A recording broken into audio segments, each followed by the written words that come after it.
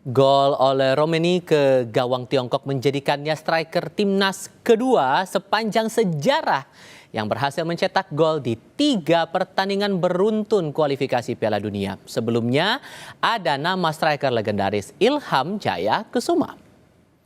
Ole Romeni merupakan penyerang kedua sepanjang sejarah timnas kita yang sukses mencetak gol di 3 laga beruntun di kualifikasi Piala Dunia. Sebelumnya ada nama Ilham Jaya Kusuma yang melakukannya saat kualifikasi Piala Dunia 2006. Ilham mencetak 1 gol saat timnas bermain imbang lawan tuan rumah Sri Lanka 2-2. Di pertandingan selanjutnya, Ilham mencetak hat-trick yang membawa Garuda membantai Turkmenistan 3 gol. Lalu Ilham kembali menyumbang 1 gol saat timnas harus mengakui keunggulan Arab Saudi 3-1. Sementara pada kualifikasi Piala Dunia 2026, Ole Romeni berturut-turut menyumbang 1 gol di 3 pertandingan, yakni melawan Australia, Bahrain, dan Tiongkok. Lalu sejauh mana peluang timnas kita melawan Jepang dan apa yang bisa dimanfaatkan dari laga nanti untuk mempersiapkan timnas kita lebih matang menghadapi putaran 4 kualifikasi. Kami akan diskusikan ini bersama mantan pemain timnas Indonesia yang juga pernah mencetak gol berturut-turut di kualifikasi Piala Dunia, Ilham Jaya Kusuma. Selain itu juga bergabung bersama kami analis sepak bola Yusuf Kurniawan. Selamat malam semuanya dengan Tifal, apa kabar? Selamat malam, kabar baik, alhamdulillah. Selamat malam, Assalamualaikum warahmatullahi wabarakatuh. Waalaikumsalam warahmatullahi wabarakatuh. Terima kasih semuanya sudah bergabung bersama kami dalam diskusi kali ini. Sudah sesuai ekspektasi nggak nih Bung Ilham? Kita lolos kualifikasi untuk putaran ketiga, melenggang ke putaran keempat. Sudahkah ini sesuai ekspektasi Anda atau justru ada pandangan lain di sini? Ya, yang pertama sih saya ucapkan selamat atas prestasi yang sangat membanggakan ini. Terutama bagi bangsa Indonesia, khususnya saya sebagai mantan pemain sudah mencapai titik tertinggi ronde keempat ya, walaupun memang nanti kita harus bekerja keras lagi. Ya saya rasa tim nasional sekarang ya yang tadi awalnya cuma hanya sampai ke ronde ke mungkin maju berikutnya, akhirnya sampai ke puncak ronde keempat ini. Kenapa tidak ya, apalagi Ketua Umum kita Pak Erick Thohir sudah memberikan yang terbaik ya bagi pemain-pemain, ya saya bilang ini ya saya akuin ini yang terbaik lah, terbaik. Ditambah lagi ada catatan, ditambah lagi ada catatan sejarah baru nih. Sosok Ole Romeni ini posisinya sama dengan Anda. Jadi striker timnas yang berhasil mencetak gol 3 pertandingan beruntun. Anda melihat sosok Ole dengan performanya sepanjang pertandingan 3 laga belakangan ini gimana ngelihatnya? Iya, saya rasa kita harus punya striker seperti Ole ya, khususnya. Walaupun memang dulu mantan-mantan striker kita banyak. Tapi untuk saat ini Ole sangat diperlukan karena bagaimanapun juga seorang striker apapun itu dari penalti atau dari play on atau apa yang lain, dia punya kerja cetak gol. Itu yang kita harus punya sekarang karena apapun yang terjadi banyak peluang, striker 3 ada 3 peluang tapi dia cetak 1 gol, ya itu tugas striker. Itu yang diperlukan timnas sekarang. Sampai akhirnya saya rasa ideal oleh ini bagi timnas striker. Oke. Kalau di mata Anda Bung Yuke, secara umum sebelum kita spesifik bicarain Jepang, ini sudah sesuai dengan ekspektasi Anda? Iya, ekspektasi yang memang semua inginkan ya, bahwa kita sampai ke ronde keempat dan ini realistis, sejurus dengan apa yang sudah kita tampilkan. Menyambung tadi yang apa dikatakan living legend kita, Coach Ilham ya, tepat sekali. Memang sosok Ole inilah sebetulnya yang kita butuhkan sejak lama ya. Kepingan puzzle yang akhirnya kita dapatkan karena di era sebelumnya kan memang kita selalu kesulitan di sektor depan ya. Dan sekarang kehadiran Ole sedikit memberikan harapan besar ya, walaupun kalau dari jumlah produktivitas kita sebetulnya masih bisa lebih karena banyak peluang yang harusnya bisa kita konversi jadi gol. Tapi dengan performa Ole paling tidak kita sudah sedikit mengobati lah kekurangan kita di sektor depan dengan 3 gol yang dia cetak dalam 3 laga beruntun. Itu bukti bahwa kebutuhan kita sudah mulai terpenuhi ya di sektor depan ya. Tinggal lebih klinis lagi aja untuk pemain-pemain yang lain.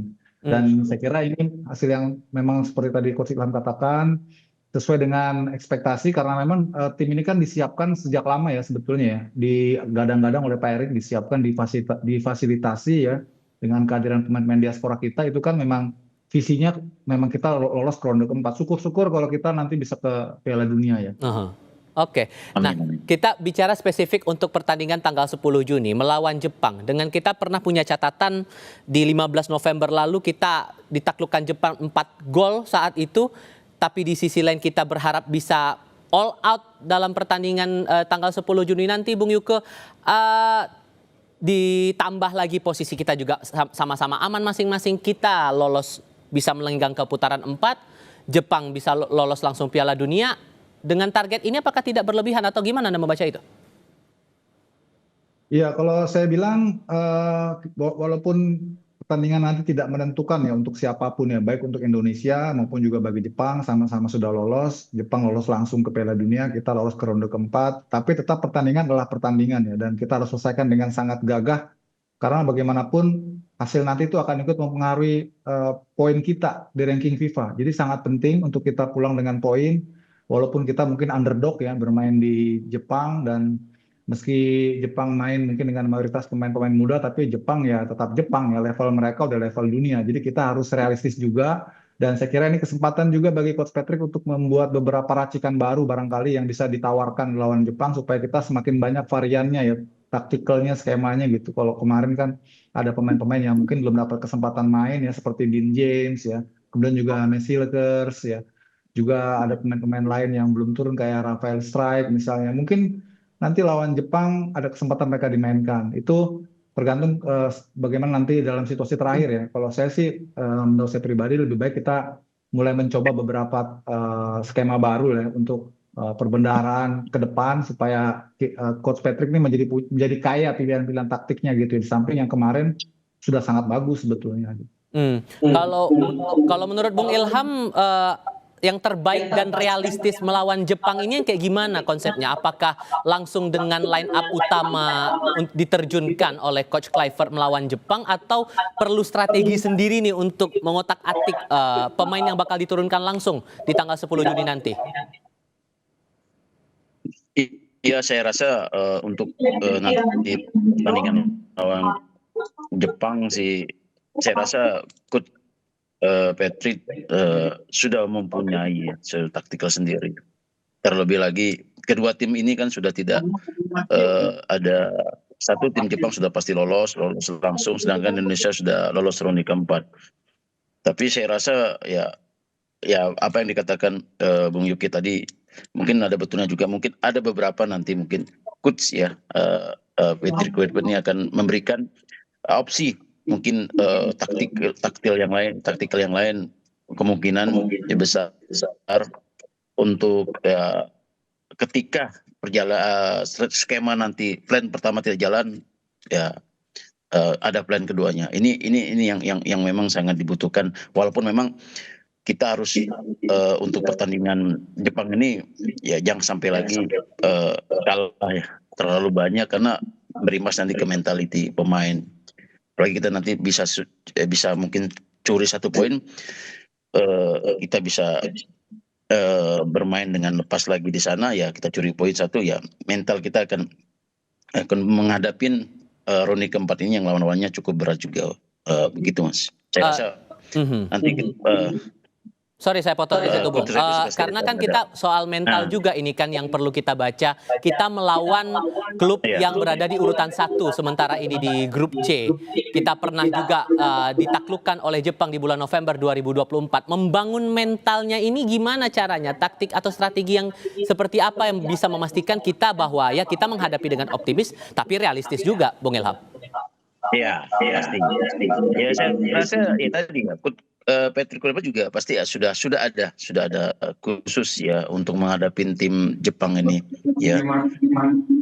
Jadi ya apapun nanti hasilnya yang pasti ya tadi bermain dengan Jepang kita jangan bermain menyerang ya. Saya rasa mungkin jaga kedalaman kita ya kan tapi ya tadi butuh konsentrasi yang sangat eh, apa namanya, sangat sekali, maksudnya konsentrasi sekali karena Jepang ini tim 1 tim 2-nya mereka hampir sama, begitu.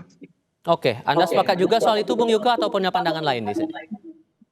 Iya, betul. Jepang ya tadi saya katakan di awal Jepang tetap Jepang. Jadi kita harus realistis, harus rasional juga. Memang kita pasti punya keinginan ya minimal 1 poin untuk bisa menjaga mentalitas kita, kepercayaan diri kita ke depan. Tapi di sisi lain juga kita harus konsentrasi, harus fokus, jangan berbuat kesalahan-kesalahan yang nggak perlu ya. Jepang ini kalau dikasih nafas sedikit, dikasih rongga sedikit, wah itu udah membuat kita sulit ya. Jadi kita harus kompak, harus solid ya, komunikasi harus bagus, terutama di kedalaman.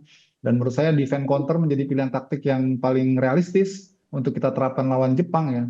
Lebih baik kita menunggu di middle gitu ya, ataupun saat kita kemarin ketika lawan Cina kan juga saat kita off the ball gitu, kita pakai formasi 5-4-1 gitu. Begitu pas kita possession kita langsung spread out ke depan, bermain lebih vertikal ya, memanfaatkan dua flank kita. Mungkin cara-cara itu yang bisa kita lakukan lawan Jepang gitu.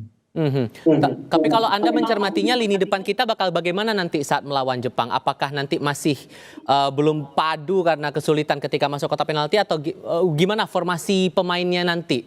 Apakah akan sama seperti di Tiongkok? Iya, ini kalau versi saya ya, saya lebih cenderung mempertahankan Trisula yang kemarin lawan Cina ya, karena sudah mulai kelihatan tuh padu padannya antar Egy dengan Ole, kemudian antar Ricky Kambuaya dengan Ole. Kalau Egy dengan Ricky Kambuaya mah sudah kita tahu bersama lah karena mereka satu klub ya, jadi chemistry-nya sudah baik. Jadi kalau versi saya lebih baik mempertahankan trio itu di depan supaya semakin bonding lagi mereka kerjasamanya dan semakin apa ya istilahnya semakin smooth lagi. Nah tadi pertanyaannya bagus tuh. Kita bisa nggak lebih sering masuk ke dalam ya? Nah, Karena ketika lawan Cina itu kita sulit sekali masuk ke penalti box ya. ya. Itu kenapa? Karena ketika Ole itu drop back gitu ya, turun ke belakang untuk jemput bola, itu nggak ada yang ngisi posisi Ole di depan. Karena kan Egy dengan Kambuaya kan memang posisinya bukan striker ya. Nah, di saat seperti ini harusnya ada second line yang lain gitu ya. Seperti Tom Haye ataupun juga mungkin dari sisi flank Yakob Sayuri ya atau juga Verdong harus mengisi ruang-ruang itu supaya kita lebih pack ya ketika kita ingin progresi di sepertiga akhir lawan kita punya keunggulan jumlah pemain. Kalau kemarin kita lihat ya sulit sekali kita masuk ke dalam karena jumlah pemain kita tuh ketika nyerang tuh ya cuma Ole ataupun Egy, jadi kurang banyak ya, makanya bola-bola cutback ya. Kemudian sampai Egy dan juga Yakob harus melakukan syuting dari jarak jauh karena memang tidak ada pemain lain gitu ya yang lebih banyak untuk bisa mensupport. Jadi itu yang saya kira lawan Jepang nanti harus diperbaiki ya. Sekalian kita mau lihat bagaimana nih perubahan ataupun juga peningkatan cara bermain kita. Walaupun yang lawan Cina kemarin sudah bagus, tinggal kita harus lebih sering aja banyak ketika counter itu mengisi kotak penalti gitu. Bung Ilham juga sependapat tampaknya untuk lini depan cukup dengan formasi yang sama seperti melawan Tiongkok atau perlu diotak-atik lagi nih? Ya saya rasa sih apa yang di UK bilang juga ada betul juga karena untuk ke depan ya untuk pertandingan round 4 ini kita butuh chemistry yang di depan. Ya paling tidak 3 pemain ini sudah membuktikan semalam kerjasama antara Egy dan sama Ole dan satu lagi si Kambuaya dari Papua. Kambuaya sudah terbukti kita di Dewa beberapa kali saya lihat penampilannya di Dewa berdua nih gelandang serang dan sayap jalan semuanya. Ya terakhir kita lihat dia bermain tiki taka sama Ole. Ya saya rasa perlu kita mungkin di nanti pertandingan di Jepang 3 pemain ini dimainkan lagi karena untuk pertandingan selanjutnya karena kita butuh sekali di dalam pertandingan yang lalu-lalu kita banyak peluang tapi ya tidak ada untuk cetak gol ya kan itu yang kita perlukan ketika ada peluang ya seperti Ole ya kan gol walaupun satu gol kita menang gitu aja sih. Yang penting prinsipnya adalah mematangkan diri menuju putaran 4 itu tadi. Bung Ilham, Bung Yuke, terima kasih banyak sudah berbagi pandangan dan diskusi bersama kami. Sehat selalu semuanya. Selamat malam.